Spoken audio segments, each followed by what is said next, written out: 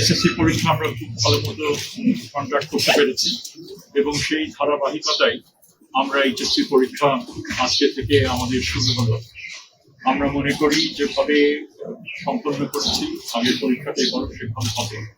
Challenge অনেক এবং অতীতের যে আমাদের যে সমস্ত অভিজ্ঞতা ছিল, প্রশ্নপত্র ফাঁস থেকে শুরু করে অন্যান্য সমস্যা ছিল, সেগুলো থেকে আমরা শিক্ষা লাভ করে যেভাবে এসএসসিটা করেছি এইচএসসিটা আমরা সেভাবে অর্গানাইজ করতে চেষ্টা করছি।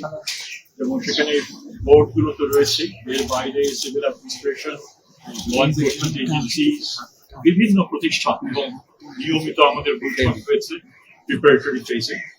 এবং সেই প্রেক্ষিতেই আজকে হচ্ছে একটা আমরা আশা করি যে আমরা সম্পন্ন করতে পারবো।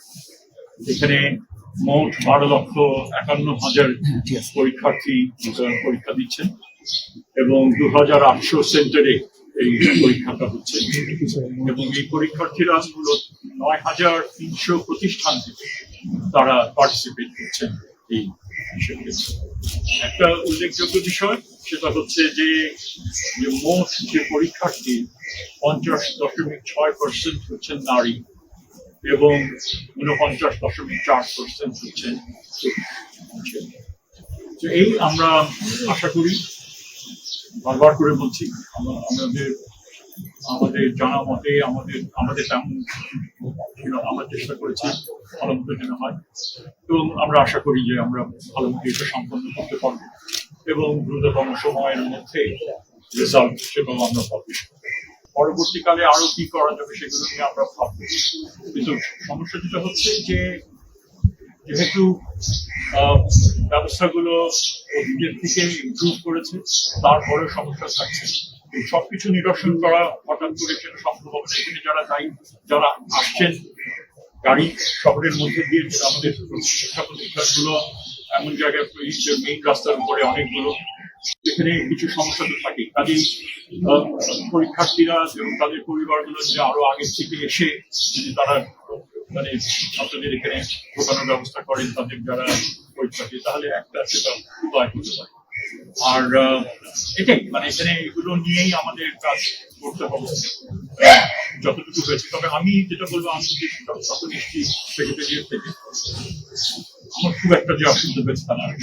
দেরিতেই, কারণ আগে আসলে পরীক্ষাটা শুরু করার কন্ট্যাক্ট করার ক্ষেত্রে অসুবিধার সৃষ্টি হয়। আমি সেটা চাই না, পরেই আমরা যেটা বললেন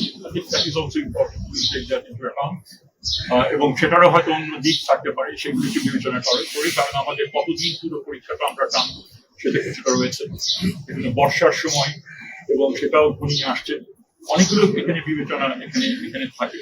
তো সেই পরিপ্রেক্ষিতেই দিকগুলো নির্ধারণ করা হয়েছে। বাট আমি সবসময় বলবো যে ইমপ্রুভমেন্টের স্কোপ থাকে এবং এবারের অভিজ্ঞতা থেকে অবশ্যই পরবর্তীকালে যে পয়েন্টগুলো আপনারা তুলবেন সেগুলো এগুলো সবই হিসাবের মধ্যে নেওয়া হয়েছে। আমরা পরীক্ষাগুলো আগে বিভিন্ন কারণে পরীক্ষাগুলোটাই পিছিয়ে গেছে, তো ন্যূনতম তো একটা সময় আমাদের লাগবে। এটা যে খুব একটা কাঙ্ক্ষিত সময়সীমা ছিল তা না, এর মধ্যে আমাদের অপারেট করতে হবে। কিছু কন্টিনজেন্সি অ্যারেঞ্জমেন্ট আছে, ডিটেইলস এই মুহূর্তে আমার সেরকম ভাবে আমি সেটা বলতে পারবো না, সেটা আমাদের মন্ত্রণালয় যাবে শেষ করতে দেন। এবং ইনফ্যাক্ট আমরা এইদিকে যাবো, তো সেটাই মানে আমরা এগুলো অবশ্যই আমি এটুকু বলতে পারবো যে ডেঙ্গুর ব্যাপারে, করোনার ব্যাপারে যা আমাদের রিস্ক যতখানি অ্যাভয়েড করা যায় এবং তার জন্য যে বিধিমালা সেগুলো সব স্কুলগুলোকে অনেক আগে সেগুলো তাদেরকে জানানো হয়েছে, সেন্টারগুলোকে, এবং সেই হিসেবে প্রতিটি ছাত্রছাত্রীর মুখে মাস্ক রয়েছে, হ্যান্ড স্যানিটাইজার এবং ওগুলোর সমস্ত ব্যবস্থা রয়েছে। মোটামুটি ভাবে আমাদের যেভাবে সিটের যে অ্যারেঞ্জমেন্ট সেগুলিও চেষ্টা করা হয়েছে সেই নীতি অনুসারে। তো সেদিক থেকে আমরা খুব একটা বেশি মনে করি না, আমার যতটুকু সম্ভব সবই করা হয়েছে। একই সাথে সাথে আপনার যে ডেঙ্গুর ব্যাপারেও স্কুলগুলোকে সব নির্দিষ্ট করা হয়েছিল, সেখানে পানি যেখানে থাকতে পারে বা জঙ্গল সেগুলো সাফ করা।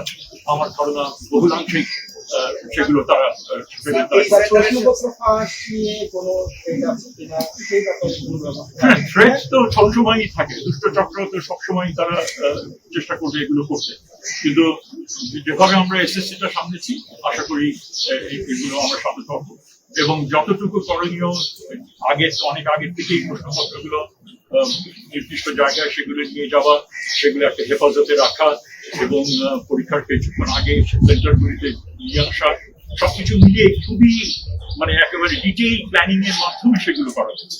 তো আমার ধারণা এগুলো আমরা সফল হবো। প্রশ্নপত্র দেখার আমার সুযোগ হয়নি, কারণ আমি চাইনি ইভেন পরীক্ষার হলগুলোর মধ্যে ঢোকা, কারণ আমি ঢোকা মানে হয়তো ক্যামেরাম্যান ঢুকবেন তো আমি বারান্দার বাইরে থেকে যতটুকু দিয়ে দেখা যায় ততটুকুই দেখেছি, এবং যাতে ছাত্রছাত্রীরা যেন ডিস্টার্ব হয়।